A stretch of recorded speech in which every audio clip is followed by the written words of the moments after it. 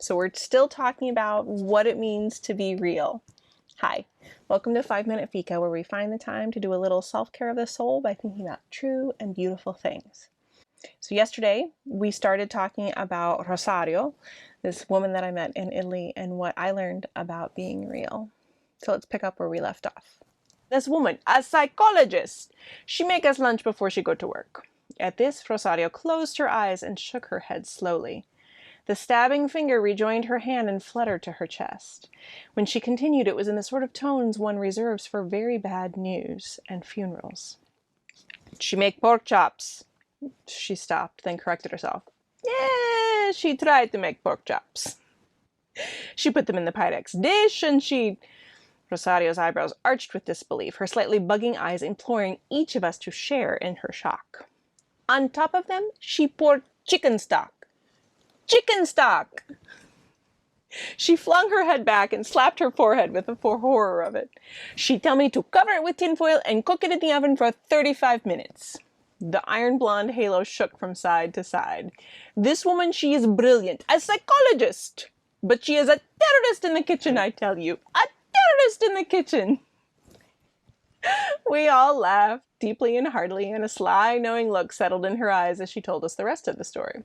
Instead of baking the offending pork chops, she and Alfred snuck into the psychologist's backyard, dug a hole, and buried them. The terrorist in the kitchen never knew, and Rosario insisted on bringing the authentic taste of Italy herself to the table meal after meal for the rest of their visit. Most of us hunger for the taste of authenticity these days, don't we? So much of the world we live in is fake.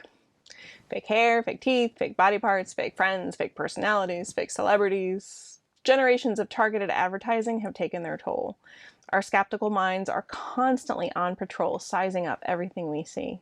We guard our minds and our wallets against swindlers, whether financial or philosophical, and we don't really trust anyone. Because of it, when we happen to stumble upon a rare specimen of authenticity, whether cultural, spiritual, or relational, we take notice. Although we spend most of our lives hiding behind a mask of a much better self than we know we are, when we see others brave enough to be transparent, we envy them. We value honesty, candor, being real. Why? Because we know that if something fake exists, it's only because somewhere else an undistorted version of it exists in reality. Every year, millions of people go to Italy in Florida at Epcot Center. They visit the pink and white marble 14th century replica of Doge's palace, girded by gardens of olive trees, Mediterranean citrus, kumquat trees, cypress, and pines. Canals echo with baritone strains of O Sole Mio, from gondoliers in striped shirts expertly guiding tourists in tapered boats through the waterways. Bernini's Fontana de Nettuno is there, as well as St. Mark's Square, Italy coffee, and Venetian glass.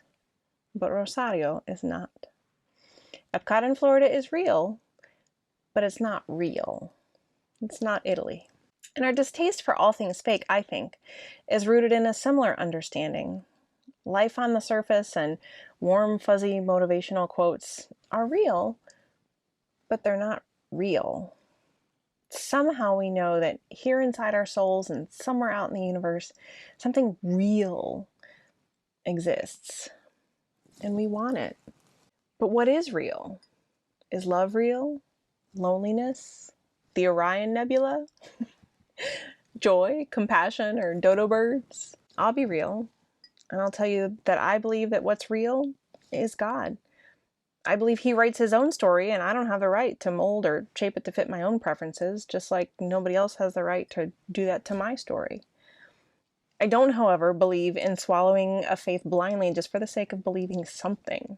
There are scores of fake belief systems on sale in the marketplace of ideas, and simple logic tells us that they cannot all be equally true, just like they cannot all be equally authentic. If so many imitations have been born, though, it must be because somewhere, somehow, an original exists.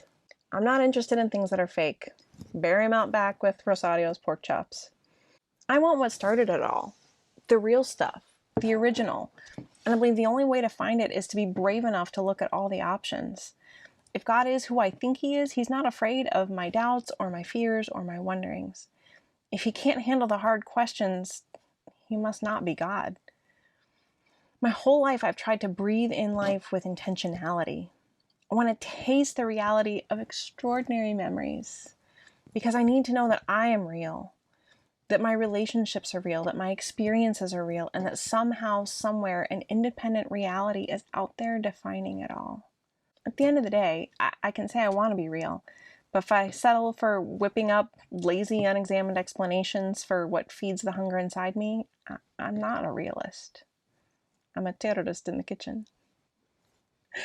Charles P. Steinmetz said, "No man really becomes a fool until he stops asking questions." So never stop asking questions, because it is good to be alive. And you are not in this alone. And you, my darling, are spectacular. Have a great day.